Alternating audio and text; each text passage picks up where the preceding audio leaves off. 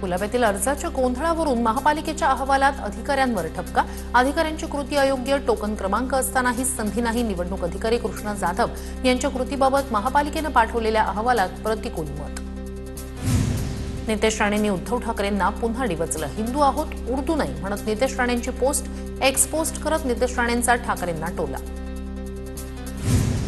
नंदुरबार जिल्हा परिषदेसाठी युतीवरून चर्चा सुरू। आगामी निवडणुकीत युती होणार की नाही याबाबत चर्चा। भाजप शिवसेनेत वाद असल्यानं गावित परिवाराचा अध्यक्ष होऊ देणार नाही, आमदार चंद्रकांत रघुवंशींची भूमिका। नागपूरमध्ये पती आणि पत्नी मैदानात ठाकरेंच्या सेनेकडून सुनील मानेकर आणि अपर्णा मानेकर रिंगणात। प्रभाग क्रमांक 34 मधून निवडणूक लढवणार। उल्हासनगरमध्ये अपक्ष उमेदवार झाल्या। भाजपच्या अधिकृत उमेदवार एकाच प्रभागात 2 उमेदवारांना एबी फॉर्म दिले। उल्हासनगर महापालिका निवडणुकीतील प्रकार तांत्रिक चूक झाल्याची भाजपच्या जिल्हाध्यक्षांची माहिती। नागपूरमध्ये माजी नगरसेवकांकडून पक्षाचं काम न करण्याच्या कार्यकर्त्यांना सूचना। सभांना जाऊ नका अशा सूचना माजी नगरसेवक कार्यकर्त्यांना देत असल्याची माहिती। भाजपनं तिकीट कापल्यानं 51 माजी नगरसेवकांमध्ये नाराजी। अमरावतीच्या साईनगर प्रभागात रवी राणांच्या युवा स्वाभिमान पक्षानं प्रचाराचा नारळ फोडला।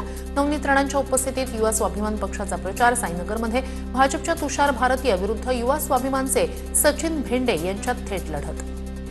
देशातील पहिली हायड्रोजन ट्रेन लवकरच लॉन्च होणार। ट्रेन हरियाणातील जिंदमध्ये पोहोचली। तांत्रिक तयारी पूर्ण केली जात असल्याची माहिती। ही ट्रेन 20 जानेवारीनंतर जिंद सोनीपत मार्गावर धावणार।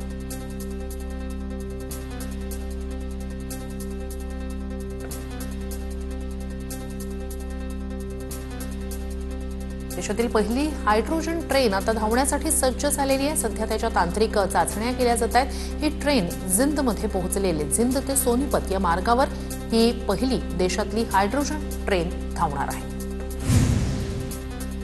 बदलापूर जवळच्या चंदेरी गडावरून पडून गिर्यारोहकाचा मृत्यू। 24 तासाच्या शोधकार्यानंतर मृतदेह गडाखाली आणला।